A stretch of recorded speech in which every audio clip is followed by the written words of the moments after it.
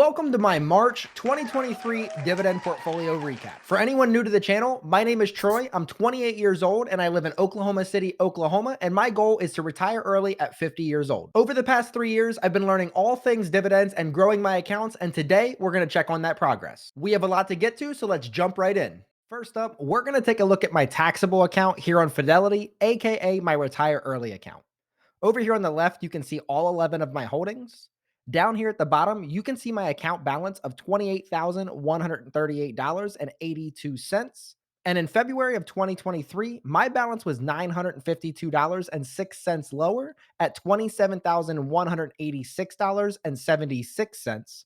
And to start off 2023, my balance was actually $3,006.90 lower at $25,131.92. I want to make note that I have not added any of my own money to this account so far this year, as I'm focused on maxing out my Roth IRA first.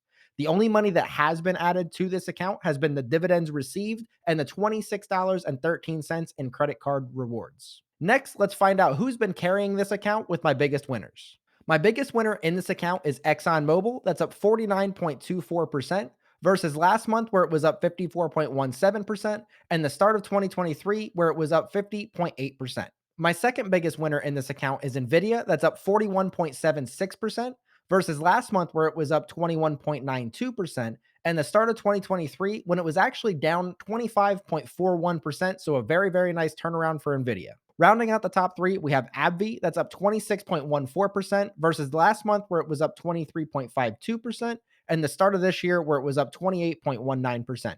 Now, let's see who's holding this account back so far with my biggest losers. My biggest loser in this account is Pool Corp, which is down 10.52% versus last month when it was only down 5.57%, but all of that is still better than where it was at the start of 2023 when it was down 21.04%, so I'll take it. Coming in second place, if you will, is Next Era Energy, who was down 5.07% versus last month when it was down 9.12%. And I don't have record of this one at the start of 2023, so we'll just take that nice month over month comeback for this one. Rounding out the losers for this portfolio, we have APD, who was down 1.62% versus last month when they were actually up 0.98%, and the start of the year when they were up 5.59%. Safe to say this one is trending in the wrong direction so far in 2023. Lastly, looking down here at the bottom of this screenshot, you can see that I'm up 11.93% or $2,998.83 in gains so far in this account. Next, let's check to see how this account stacks up versus the three major indexes. For those that are new to the channel, you'll see that there are two different rates of return on this screenshot: time weighted and money weighted. Time weighted return is best used for accounts that have money go in one time and are left alone, while the money weighted returns is best used to determine the performance of accounts that have money going in and out throughout the year. Since I have not added any money to this account so far for 2023, these numbers will be the same. My year to date is up 11.85%, which does beat the Dow and the S&P, but is lagging the tech-heavy Nasdaq so far. Next up, let's head over to my dividend tracking spreadsheet to check the growth of this account over the past month. So concluding March, I have a total of 169.02 shares, which is an average of 15.365 shares. In February, I had a total of 168.592 shares, which is an average of 15.326 shares. And at the start of 2023, I had a total of 167.947 shares, or an average of 15.267 shares. Keep in mind, as I mentioned, I've yet to add any money to this account for 2023, so the additional 1.073 shares is all thanks to the drip. Next, let's look at the current yield of this account. Concluding March, my yield on cost was 2.01%, and that's compared to the February where my yield on cost was 2.05%. I also quickly wanted to go over my cost basis, whether they went up or down based on the stocks that I bought. So my cost basis in Microsoft actually went from $280.10 per share to $280.04 per share. So that's a 6-cent improvement. The next cost basis is Next Era Energy, which went from $81.23 per share to $81.19 per share, which is a 4-cent improvement. The cost basis of Pool went from $382.86 per share to $382.69 per share, which is a 17-cent improvement. And my cost basis in ExxonMobil went from $73.17 per share to $73.48 per share, which actually went up 31 cents. Next, I want to show you my projected annual dividend income for this account. So concluding March, my yearly projection is $506.05. In February, that projection was $504.79. And to start 2023, I was projected to get $494.51. My March monthly projection is $42.17 per month. My February monthly projection was $42.07 per month. And at the start of 2023, my monthly projection was $41.21 per month. And lastly, concluding March, my daily projection is $1.39 per day. My February projection was $1.38 per day. And to start 2023, I was projected to get $1.35 per day. Next up, let's see who paid me in March and how much I made in passive income. So in March, I received 6 different dividend payments. On March 1st, I got $4.30 from Visa, which was dripped, getting me zero point zero 0.02 shares. On March 9th, I received $6.68 from Microsoft, which was also dripped, getting me zero point zero 0.026 shares. On March 10th, I received $24.89 from ExxonMobil, which was dripped, getting me zero point 0.225 shares. On March 15th, I received $11.52 from Next Era Energy, which was dripped, getting me zero point 0.155 free shares. And on March 29th, I actually got paid twice. The first one was from Pool Corp. I got $6.54, which was dripped, getting me zero point zero 0.02 shares. And then I got 41 cents from Nvidia, which was dripped, getting me zero point zero 0.002 free shares. And now, time for the fun part, the totals and year over year growth check. So, way back in March of 2021, I totaled $13.45. Then in March of 2022, I totaled $24.38, which was an 81.3% year over year increase. And then this past month, March of 2023, I totaled $54.34, which is a 122.9% year over year increase. Since it's March, it also rounds out quarter one. So we're going to do the same thing for quarter one of 21, 22, and 23. Quarter one's total in 2021 was $22.88. Quarter one's total of 2022 was $57.04, which was a 149.3% year over year increase. And for quarter one of 2023, the total was $124.95, which was another 119.1% year over year increase. Now let's see these last two charts from the IBA before moving on. So this first screenshot's really, really quick. I just wanted to show you that we're up to $665.71 in career earnings in this account, which got me 4.419 free shares via the drip. And for some of you that have been subscribed for a while now, you know I created this chart. This chart shows you the compound annual growth rate for all of my holdings in this account. The main thing I want to outline here are the portfolio averages down here at the bottom.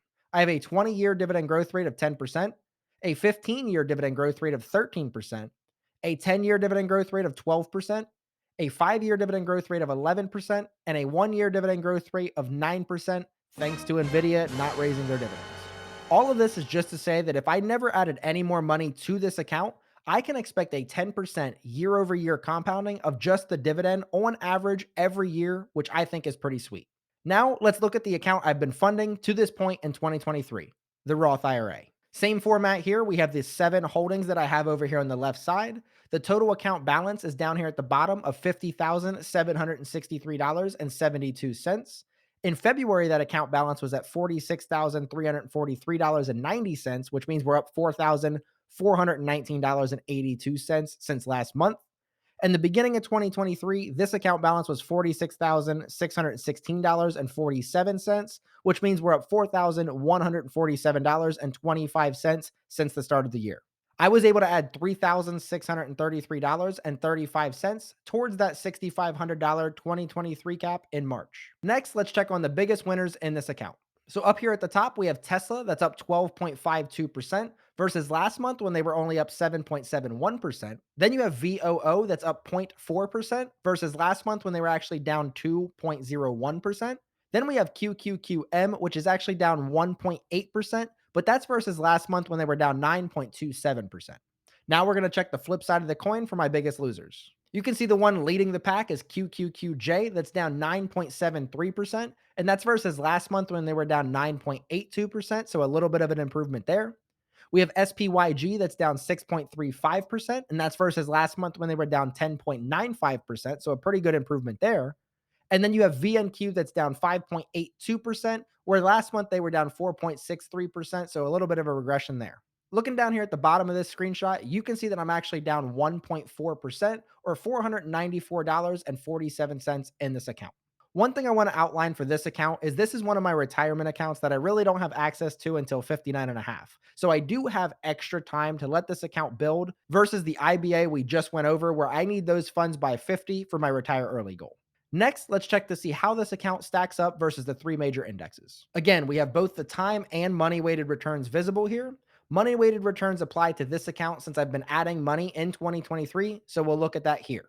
My year to date is up 4.88%, which is lagging the S&P and Nasdaq, but is outperforming the Dow Jones. This one will be fun to track throughout the year to see how we perform. Next up, let's head back over to my dividend tracking spreadsheet to check out my buys over the past month.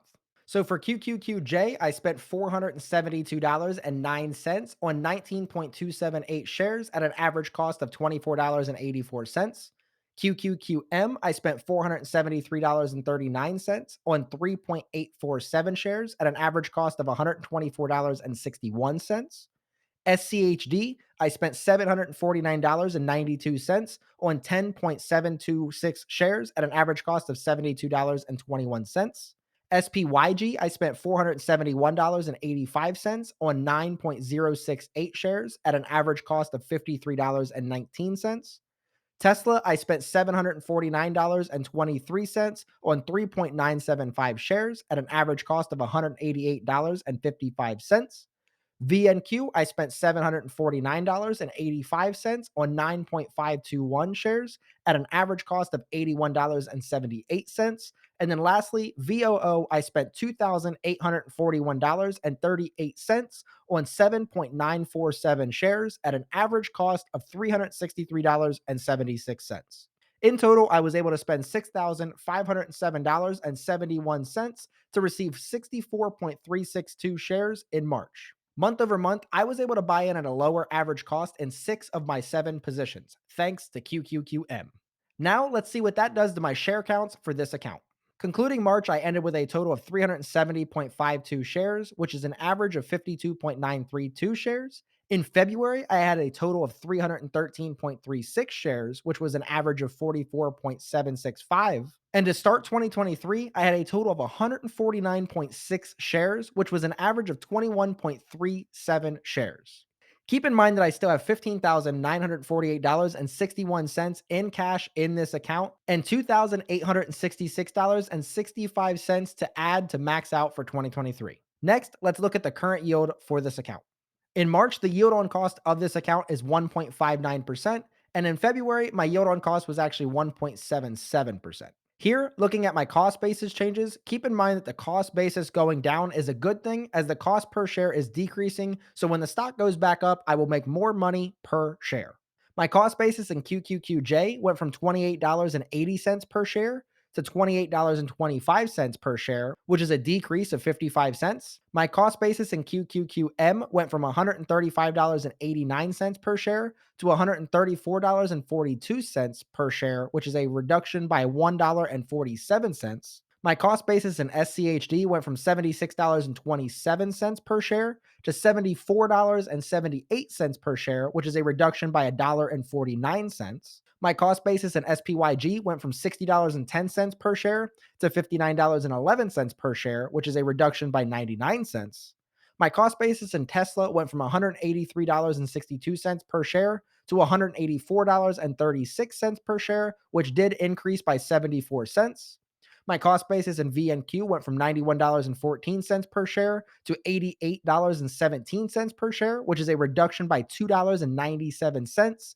And then lastly, my cost basis in VOO went from $378.88 per share to $374.55 per share, which is a crazy cost basis reduction of $4.33 per share. Next, I want to show you my projected annual dividend income for this account. So concluding March, my yearly projection for this account was $560.74. Concluding February, it was $433.19. And starting the year, it was $135.64. My monthly projections concluding March was $46.73. My monthly projections concluding February was $36.10. And my monthly projections at the start of 2023 was $11.30. My daily projections concluding March was $1.54.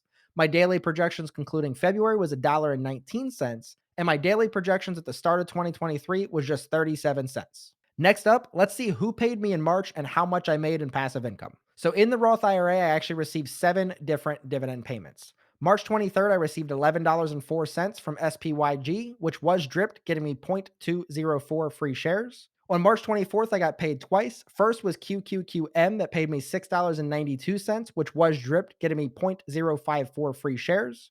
Then I got paid $6.29 from QQQJ, which was also dripped, getting me 0.254 free shares. Then on the 27th, I received $23.83 from SCHD, which was dripped, getting me 0.339 free shares. On the 29th, I also got paid twice, $50.48 from VOO, which was dripped, giving me 0.139 free shares. And then I got $26.60 from VNQ, which was dripped, getting me 0.339 free shares. Lastly, on March 31st, I received $64 from SPAXX, which is just interest that was added back to the cash balance of the account. And now, time for the fun part, the totals and year over year growth check. In March of 2022, I brought in $21.90 versus March of this year, where I brought in $189.16, which is a 763.7% year over year increase. Then in quarter one of 2022, I brought in that same $21.90, but quarter one of 2023, whole different game. I brought in $372.04, which is a 1,598.8% year over year increase. That is not a typo. That's crazy growth. Lastly, let's check out the career earnings from the Roth IRA to round out quarter one. As mentioned in last month's video, this Roth account is now taking off. My career Roth earnings are up to $527, which has bought me 2.886 free shares via the drip. There was one other account I received a dividend in for the month of March, so let's quickly cover that account. I received one dividend payment in my HSA, and that was on March 27th. I received $10.01 from SCHD, which was dripped, getting me 0.142 free shares. This dividend takes me to over $100 in career HSA dividend earnings, with $102.97 to be exact, which has gotten me 6.264 free shares via the drip. I think the next thing to do here is to round up all these numbers to see what my final dividend income was for March and quarter one. Concluding March, I had a total of 747.121 shares, which was an average of 33.96 shares. Concluding February, my total was 689.385 shares, and the average for that was 31.336 shares. And starting 2023, my total shares was 518.474, which is an average of 23.567 shares. Concluding March, my dividend stock percentage was 76.613%. Concluding February, it was 73.754%. And the start of 2023, that number was down to 53.89%. Next, let's see the projected annual dividend income from all of these accounts combined. Concluding March, my yearly projection was $1,200.29. Concluding February, that same projection was at $1,069.78. And to start 2023, that same projection was $745.30. Concluding March, my monthly projection is now over $100 at $100.02. In February, that projection was $89.15. And to start 2023, that monthly projection was $62.11. Concluding March, my daily projection is now up to $3.29. In February, that was $2.93. And to start 2023, that was $2.04. The last screenshot from my spreadsheet we need to see is the total dividends received for March and quarter one. In March of 2021, I made a total of $13.46. In March of 2022, that bumped up to $46.28, which is a 243.8% year over year increase, which then brings us to March of 2023, where I made $253.51, which is a 447.8% year over year increase. Since it's March, we have to check out quarter one as well. Quarter one of 2021, I made a total of $22.89. In quarter one of 2022, I made $78.94, which is a 244.9% year over year increase, which brings us to quarter one of this year, where I made $507.05, which is a 542.3% year-over-year increase. I want to thank all of you for spending part of your day with me to go over the progress made in the past 31 days. If you wouldn't mind hitting the thumbs up button to show your appreciation for the hard work that goes into each and every one of these videos. And if you guys want to subscribe and ring the bell, you'll be notified every time I drop a new piece of dividend related content. And I'm really curious. Use the comment section down below to let me know what you guys made for the month of March yourselves. And if you want to see the metrics I use to pick these market beating stocks, make sure you guys check out this video. But until next time, see you.